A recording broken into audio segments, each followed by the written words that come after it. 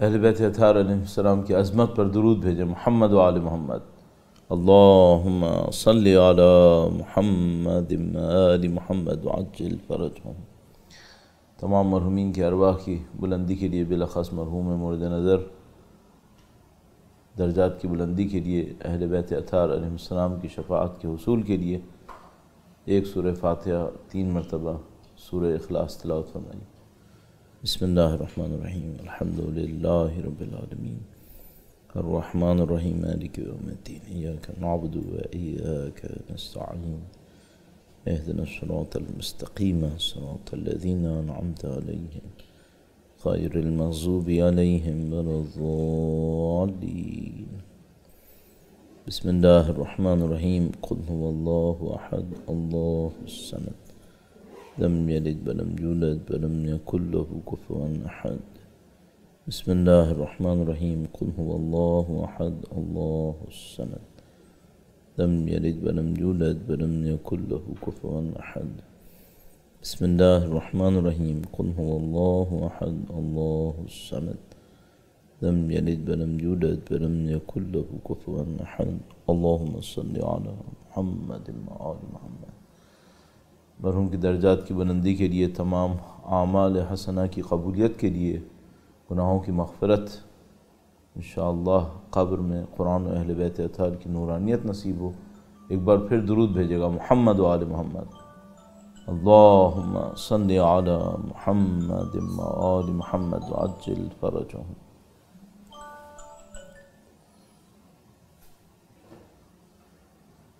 ایک بار پھر درود بھیجے گا. محمد و آل محمد.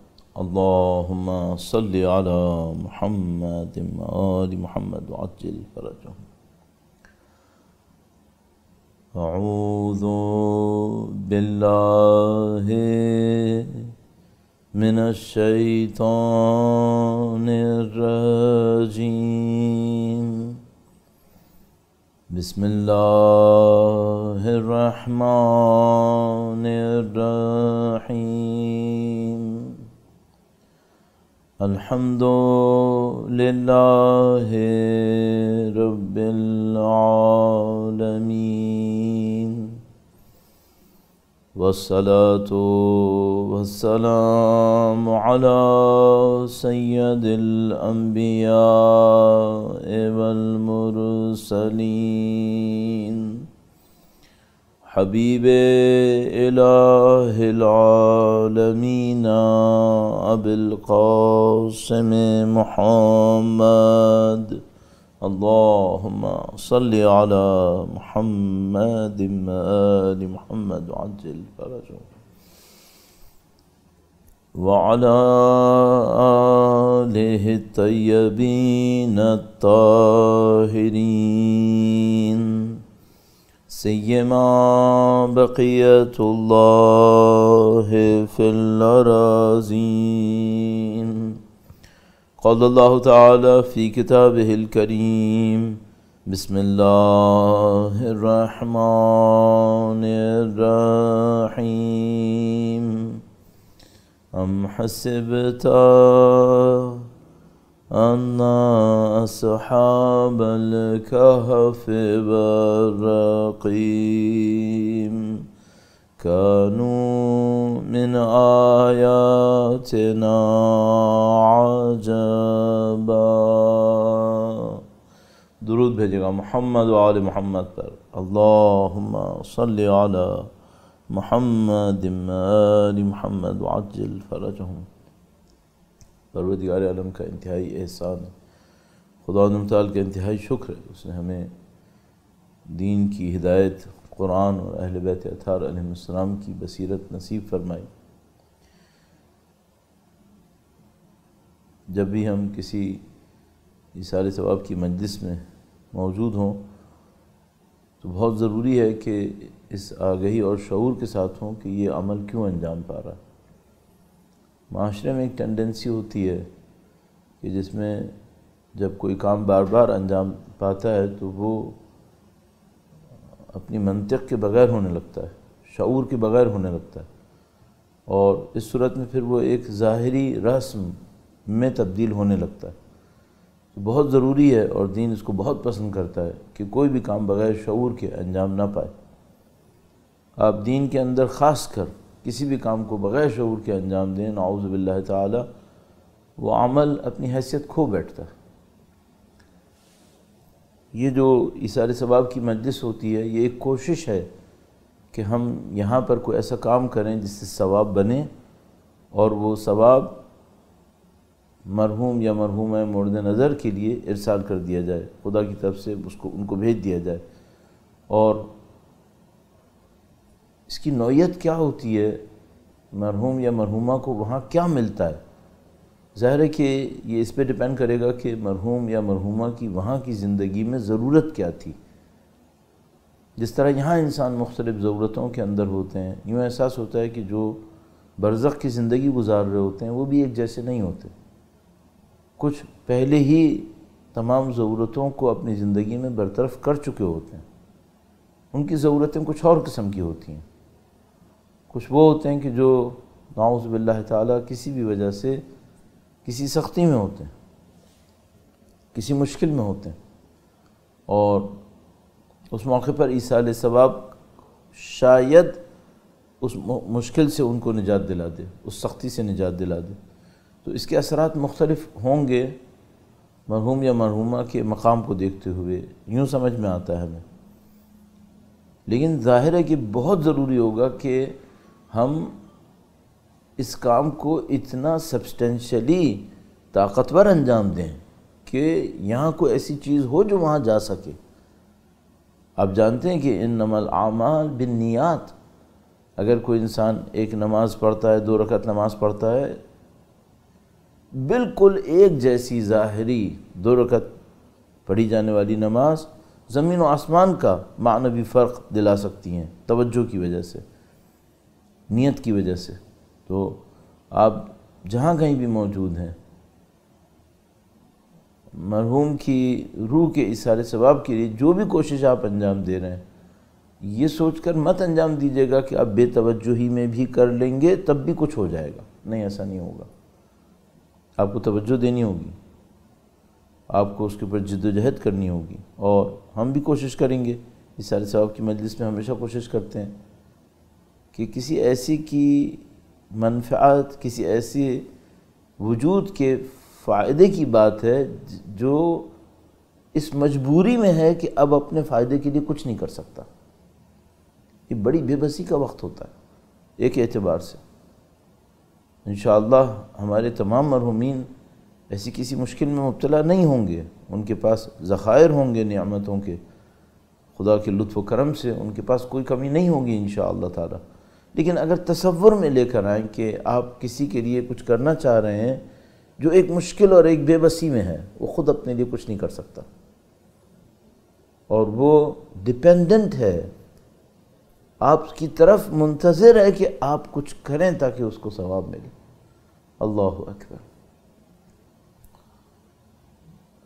انشاءاللہ پوری توجہ کے ساتھ ہم بھی کوشش کریں، آپ بھی کوشش کریں، اور ایک ایک لمحے کو قیمتی بنانے کے لیے ضروری ہے کہ آپ درود پر ضرور بہت زیادہ توجہ دیں۔ ایک بار پھر درود بھیجے گا محمد و آل محمد پر۔ اللہم صلی علی محمد و آل محمد وعجل فرجہم۔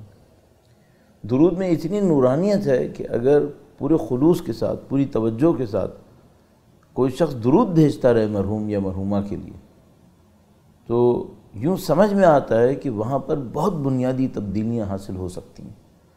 اور ظاہر ہے کہ جب ہم کہتے ہیں کہ مرحوم یا مرحومہ کے لیے اچھائی ہو سکتی ہے، نیکی آ سکتی ہے، تو آپ ذرا تصور کیجئے گا کہ جو یہ عمل کر رہا ہوگا اس کے لیے کتنی نیکی آئے گی۔ اور آپ کے لیے یقیناً بالکل واضح ہے کہ خدا کے نظام میں قطعاً ایسا نہیں ہے کہ اگر آپ نے کوئی عمل انجام دیا، اس کا ثواب کسی کو ہدیہ کیا، تو نعوذ باللہ تعالی آپ کے ثواب میں سے کوئی کمی ہو گئی۔ نہیں، در حقیقت آپ کا بھی ثواب بڑھ جائے گا۔ کیوں؟ خدا اپنے تک اچھائی کو محدود رکھنے والے کو پسند نہیں کرتا۔ خدا اسے پسند کرتا ہے کہ جو اچھائی کو دوسروں تک پہنچائے۔ امر بالمعروف بھی در حقیقت یہی ہے، نہی عن المنکر بھی یہی ہے کہ ایک علم آپ کو نصیب ہوا ہے، خداوند متعال نے آپ کو اس قابل کیا ہے، اب خدا چاہتا ہے کہ وہ علم معاشرے کے کام آئے، ان کو اچھائی کا راستہ دکھائے، برائی کے راستے سے روکے، البتہ ظاہر ہے کہ اپنے شرائط کے ساتھ۔ تو درود ہی اگر توجہ کے ساتھ پڑھتے رہیے، البتہ درود ہی کہنے کا مطلب یہ نہیں کہ میں مقام و عظمت درود میں کوئی کمی کرنا چاہتا ہوں، اس اعتبار سے کہ مختصر سا ایک وقت لگتا ہے۔ اگر کوئی اسی کو پوری توجہ سے پڑھتا رہے، اس کی اپنی زندگی میں تبدیلیاں رونما ہوتی ہیں، معنوی تبدیلیاں، روحانی تبدیلیاں۔ لیکن پھر میں عرض کروں گا تیسری چوتھی مرتبہ توجہ سے، سوچ سمجھ کے، انشاءاللہ پروردگار مرحوم کے درجات اور بلند فرمائے۔ ایک بار پھر درود بھیجیں محمد و آل محمد، اللہم صلی علی محمد آل محمد عجل فرجہم۔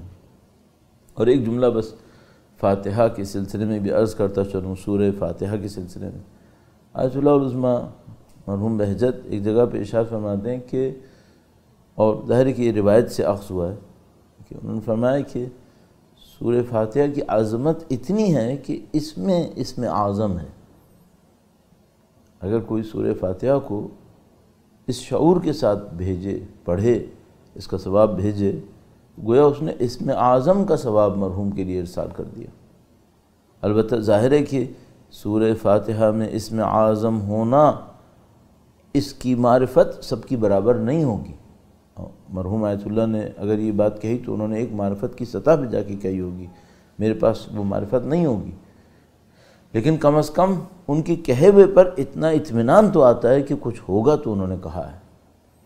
تو اگر آپ سورہ فاتحہ پڑھ رہے ہوں تو کوشش کریں کہ آپ کے ذہن میں، پس منظر میں ذہن کے یہ بات ہو کہ اس میں اسم اعظم ہے، اس سورہ کے اندر اس کی عظمت اتنی ہے۔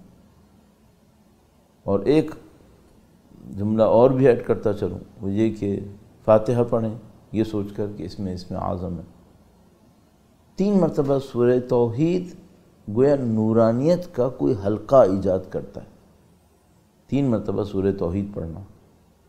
اب ظاہر ہے کہ ہمیں بھی اس کی حقیقت تو نہیں پتہ، لیکن جو بزرگ کہتے ہیں اس کو سن کر یہ سمجھ میں آتا ہے کہ یہاں کوئی عمل ہے جو انجام پا رہا ہے۔ تو اب دیکھیے کتنی باتیں ہو گئیں، آپ نے سورہ فاتحہ سے پہلے درود بھیجا، پھر سورہ فاتحہ پڑھی، درود کی عظمت، سورہ فاتحہ اسم اعظم، 3 مرتبہ سورہ اخلاص وحدانیت اور حفظ الہی کا ایک پورا گویا حلقہ ایجاد کرتا ہے، اور اس کے بعد پھر درود آپ نے پڑھا۔ اس درود کے پیچھے آپ سوچ سکتے ہیں اس میں پناہ محمدی ہے، سلام اللہ علیہ، درود بھیجے گا محمد و آل محمد، اللہم صلی علی محمد آل محمد وعجل فرجہم، اس میں پناہ ہے، رحمت للعالمین کی پناہ ہے۔ نہیں معلوم کتنی روایات ہیں جس میں اللہ کے نبی نے درود کی فضیلت کو بیان کیا، اور 24 گھنٹے کے اندر اندر جو اثرات مرتب ہوں گے ان کو بیان کیا۔ آپ دنیا کے مختلف کونوں کے اندر بیٹھے ہوئے لوگ ہیں، اور مرحوم کی چاہت میں، ان کی اس زندگی کے اندر ثواب پہنچانے کی غرض سے عمل انجام دے رہے ہیں۔ جو بھی ملا ہے وہ جانتا ہے کہ ان کی طبیعت میں ایک عجیب خلوص تھا،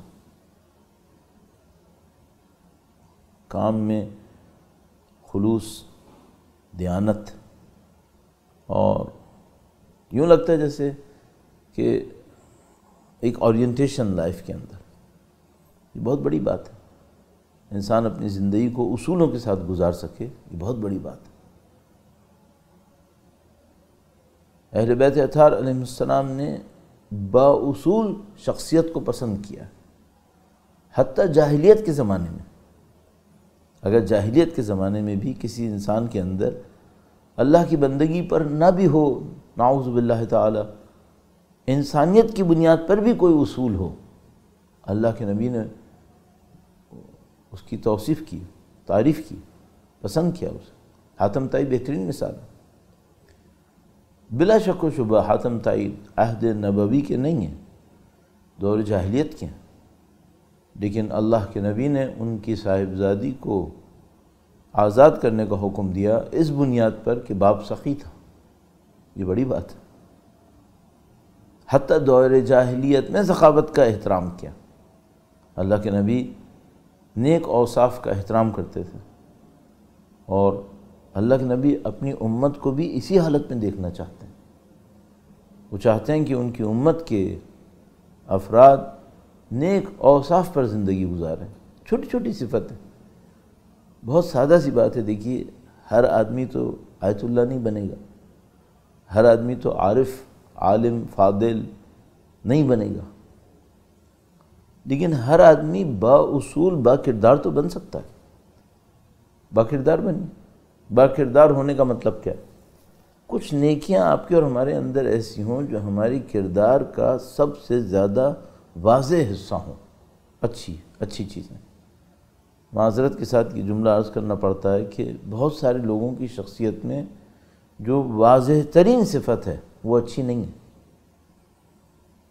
نعوذ باللہ کسی کی ذات میں بڑائی کا ایک احساس ہے، اچھا وہ چلتے پھرتے نظر آ جاتا ہے کہ بھئی دوسرے کی بات کاٹ کے اپنی بات کر دی تیزی سے، تو اب دوسرا شرمندہ بیٹھا ہے کہ بھئی میری بات کٹ گئی، اور جس نے کیا اس کو احساس بھی نہیں ہو رہا۔ کیوں؟ چونکہ وہ دوسرے کو اتنا اہم شمار نہیں کر رہا۔ یہ تکبر کی ایک قسم ہے، اچھی صفت نہیں ہے۔ اسی طرح نعوذ باللہ تعالیٰ کوئی اپنے لیے ایک ایسے مقام یا فضیلت کا قائل ہو جو وہ دوسروں کو نہ دینا چاہتا ہو، پسند نہیں ہے اللہ کو۔ تو بعض اوقات ایسا ہوتا ہے کہ ایسا کردار ہوتا ہے جو دیکھنے میں یہ تکلیف دہ پہلو دکھا دیتا ہے۔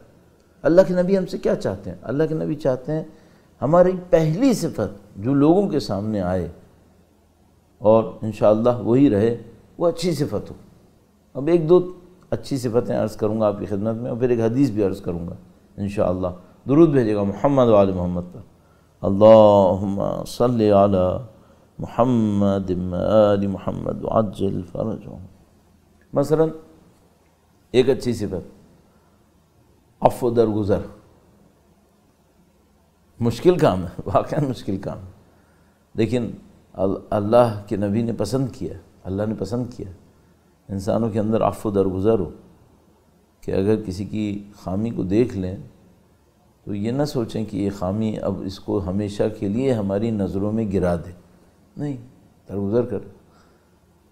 غلطیاں ہو جاتی ہیں، سب سے ہو جاتی ہیں، ہم سے بھی ہوں گی، سب سے ہوں گی۔ اگر خدا اس طرح ہماری غلطیوں کو پکڑنے لگے اور نہ معاف کرے تو نعوذ باللہ تعالیٰ سب جہنم کے دروازے پہ پہنچ جائیں گے۔ خدا تعالیٰ خود بخشنے والا ہے، ہمیں بھی چاہتا ہے کہ ہمیں بخشنے والا دیکھے۔ عفو درگزر۔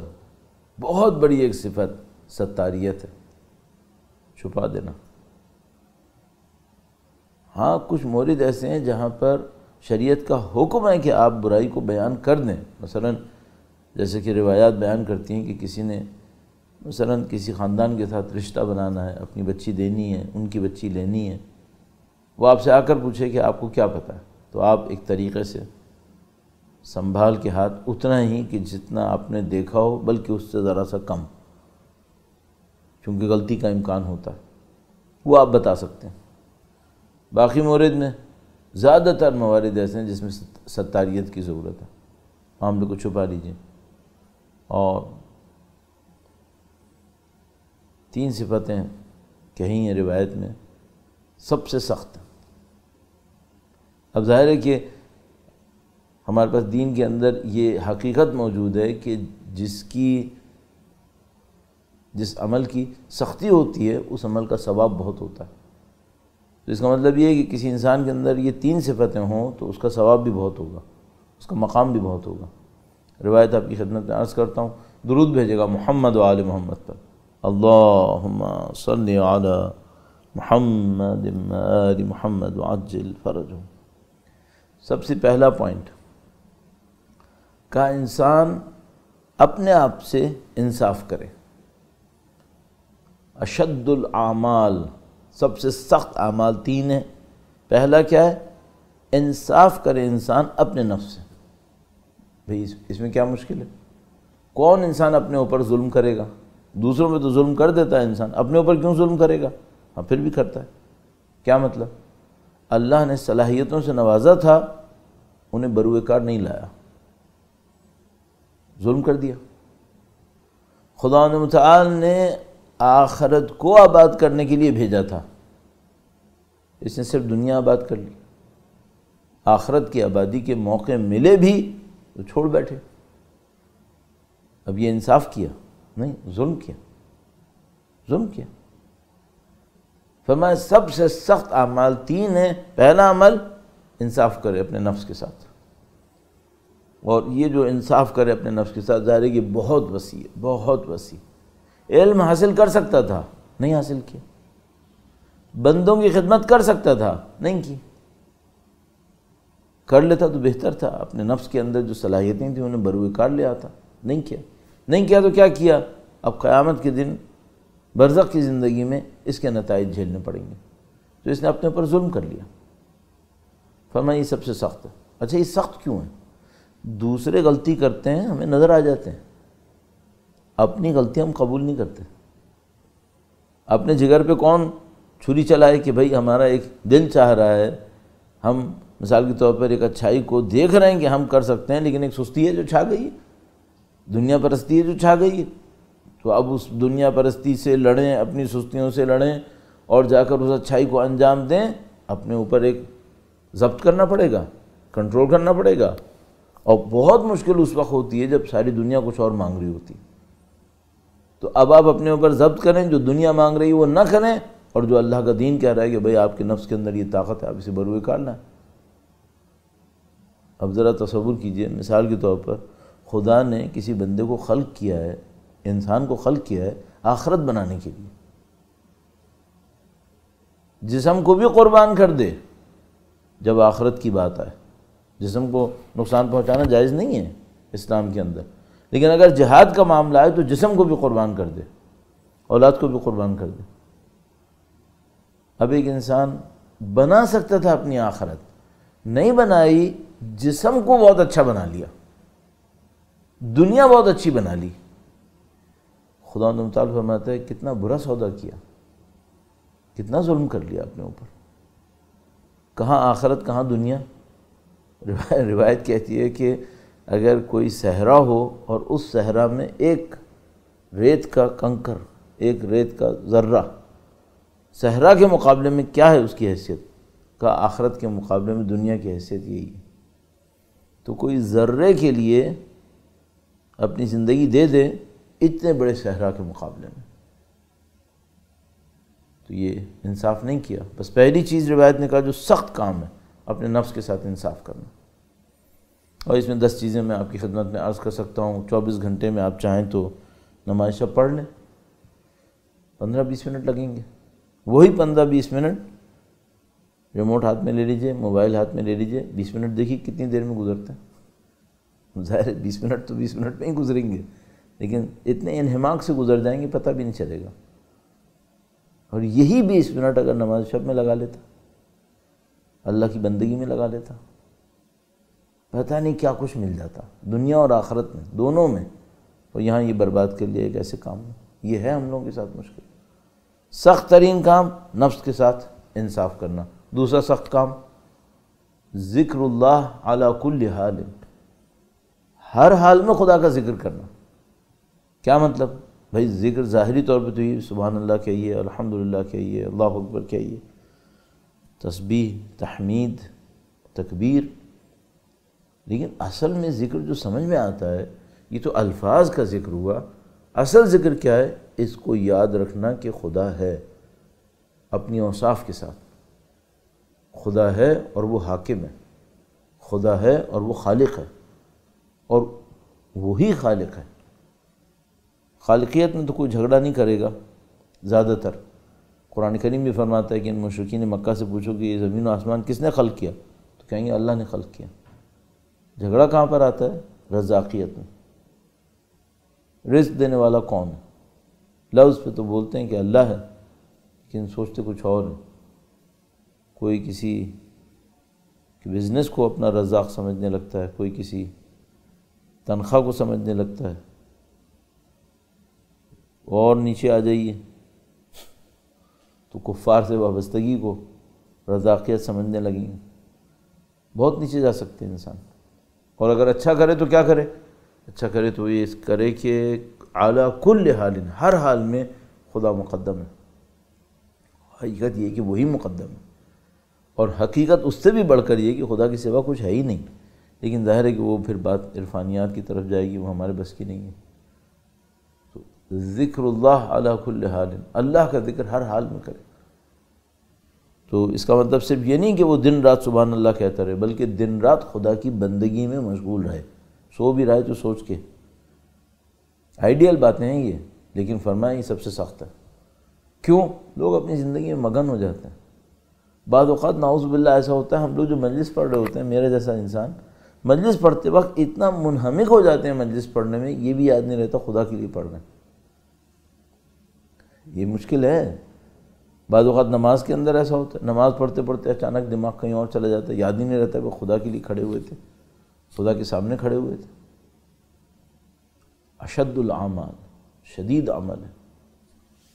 اپنے نفس سے انصاف، اللہ کا ذکر ہر حال میں۔ ایک تیسری صفت بھی ہے، وہ عرض کروں گا، درود بھیجے گا محمد و آل محمد پر، اللہم صلی علی محمد آل محمد وعجل فرجہم۔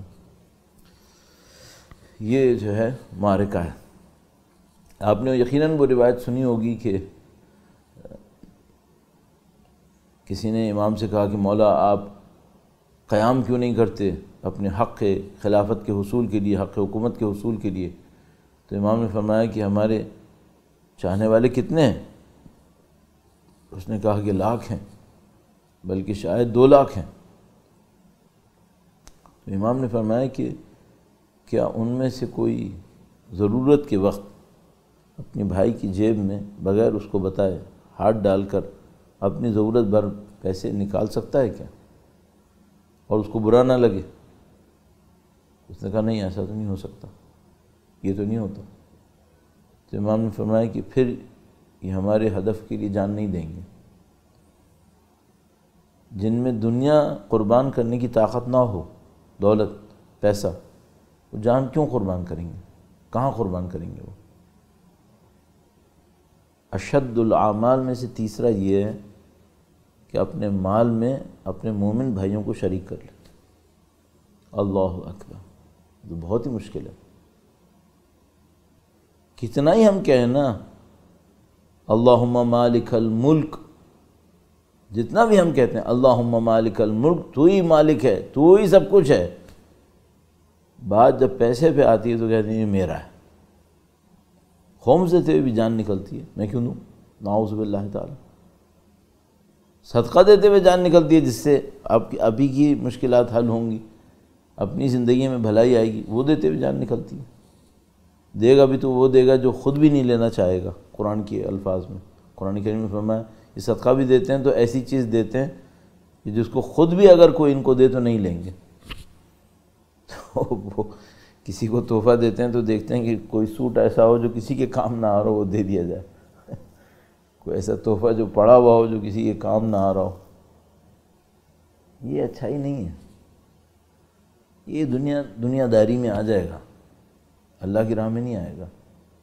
ہاں دنیا داری میں ایک دوسرے کو گفٹس وغیرہ دیتے رہتے ہیں، ٹھیک ہے، ایک پڑی ہوئی چیزیں دے دی، یہ دنیا داری ہے، یہ صدقہ نہیں ہے، یعنی اچھائی نہیں ہے۔ صدقہ کا مطلب وہ نعوذ باللہ بھیک دینا نہیں ہوتا، صدقہ کا مطلب نیک کام، صداقت کے ساتھ جو کام انجام پائے، تو یہ صدقہ نہیں ہے، یہ دکھاوا ہے، یہ فضول چیز میں اللہ کی طرف بڑھنا ممکن نہیں ہے۔ لن تنالوا البر حتى تنفقوا مما تحبون، جو تم چاہتے ہو، جو تم پسند کرتے ہو، جس سے تمہاری چاہت ہے، اس میں سے دو گے تو اللہ کے نزدیک آؤ گے۔ نیکی تک نہیں پہنچو گے جب تک یہ نہ کرو۔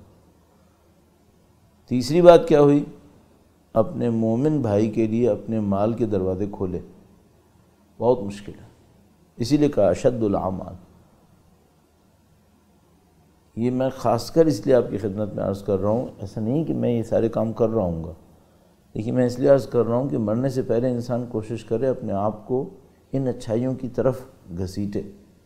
میرے جیسے کو تو گھسیٹنا پڑے گا، زور زبردستی لے جانا پڑے گا، زور زبردستی بھی لے جانا پڑے تو مشقت کر کے کر لے، تاکہ کل جب موت آئے تو خدا سے کہ خدایا اس راستے پر اپنے آپ کو گھسیٹ رہا تھا، دل سے نہیں جا رہا تھا لیکن مجھے گھسیٹنا پڑ رہا تھا، لیکن میں پھر بھی گھسیٹ رہا تھا.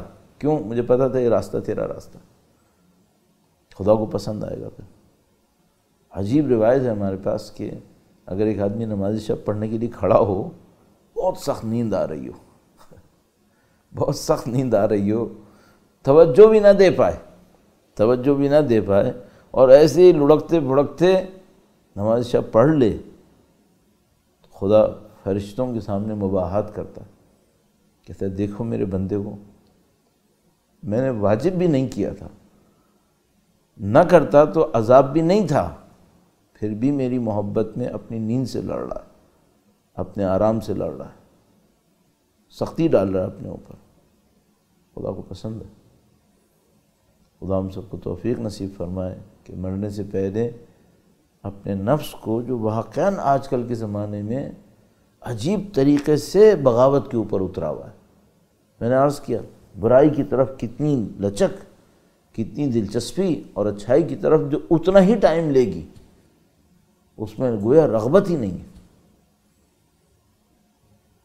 تو ہم مرنے سے پہلے اپنے نفس کے اوپر ہی کوششیں کریں. اور انشاءاللہ دیکھیے آپ اور میں جو بھی سن پائے اتنے چند منٹس کے اندر، ان میں سے جس پہ بھی آپ اور میں عمل کریں گے ہمیں ثواب ملے گا انشاءاللہ، اور مرحوم کو بھی ملے گا. مرحوم کی تو اس میں کوئی دخالت نہیں کہ بھئی انہوں نے تو یہ جملات نہیں کیا ہے، یا انہوں نے تو عمل نہیں کیا، لیکن یہ خدا کا نظام ہے، خدا کریم ہے.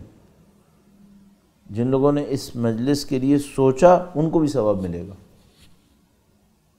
البتہ نیت کے اوپر تھا کہ نیت کیا تھی کرنے میں.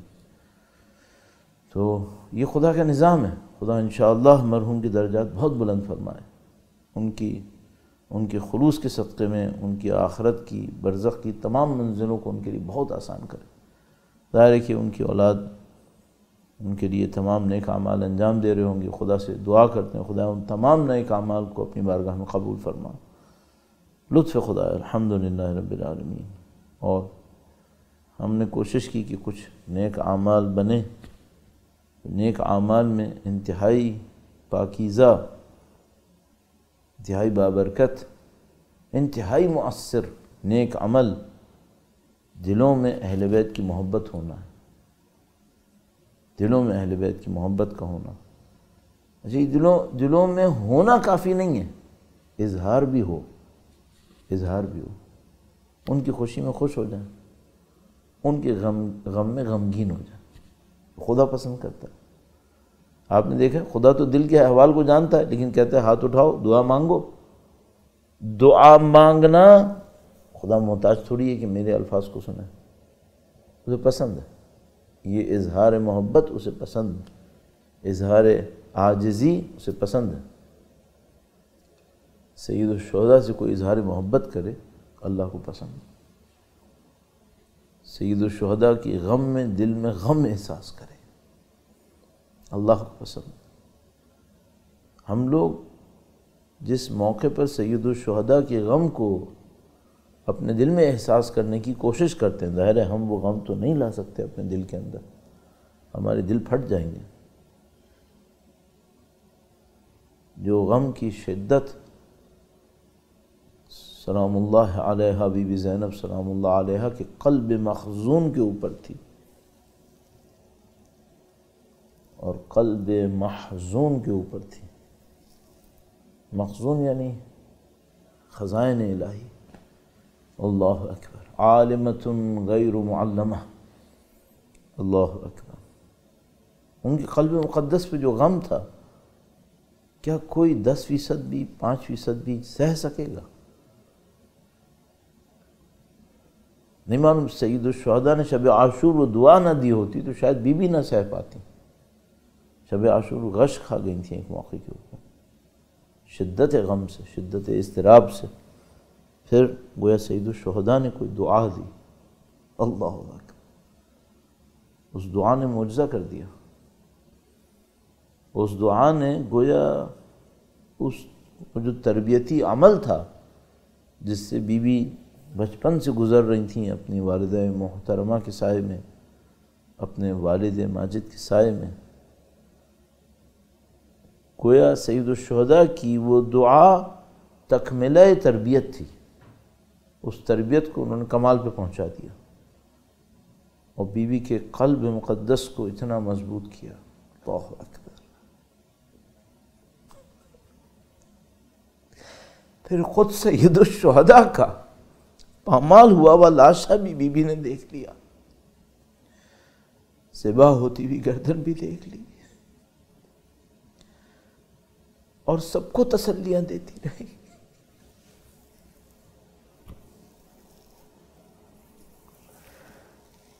مخدرہ معظمہ سب کو تسلیاں دیتی رہی۔ شام غریبہ کی ایک روایت بڑی عجیب ہے کہ ایک بچی کو بی بی زینب سلام اللہ علیہا نے اٹھایا، وہ بچی بے ہوش ہو چکی تھی۔ جب بچی کو ہوش آیا،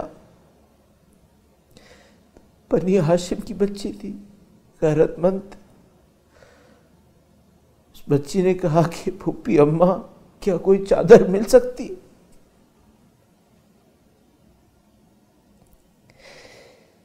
بیوی نے جواب دیا، عمو کے مثلک، تمہاری پھوپھی بھی چادر ڈھونڈ رہی ہے۔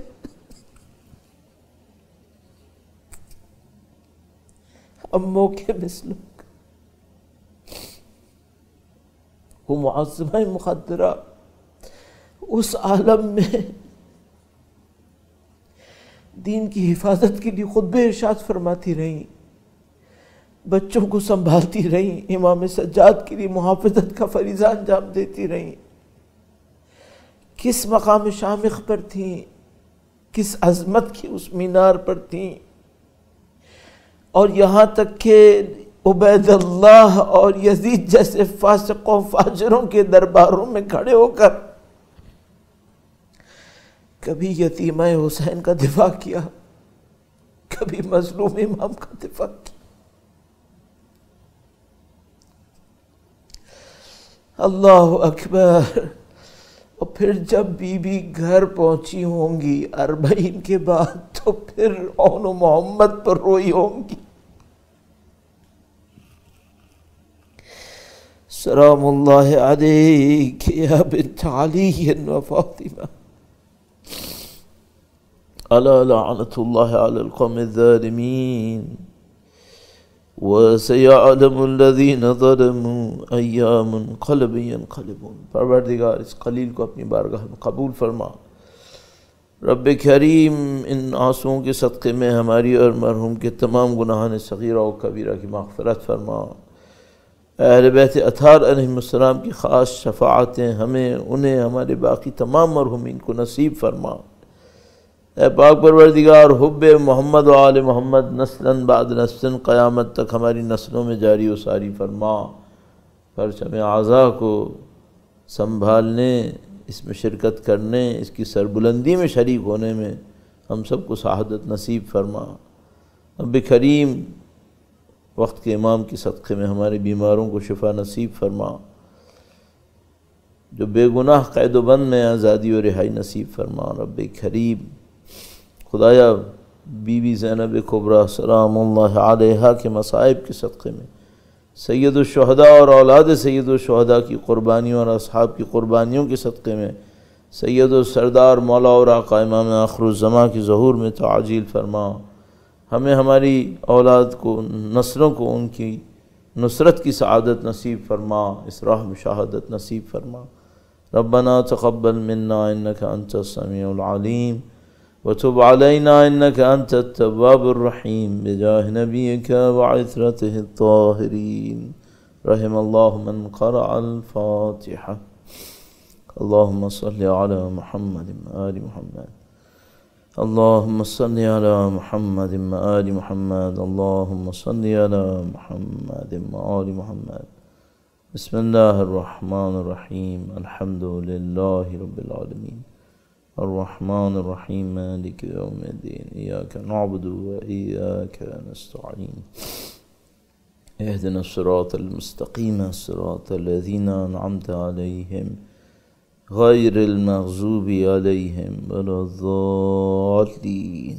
بسم اللہ الرحمن الرحیم، قل هو الله أحد الله الصمد لم يلد ولم يولد ولم يكن له كفوا أحد بسم الله الرحمن الرحيم قل هو الله أحد الله الصمد لم يلد ولم يولد ولم يكن له كفوا أحد بسم الله الرحمن الرحيم قل هو الله أحد الله الصمد لم يلد ولم يولد ولم يكن له كفوا أحد اللهم صل على محمد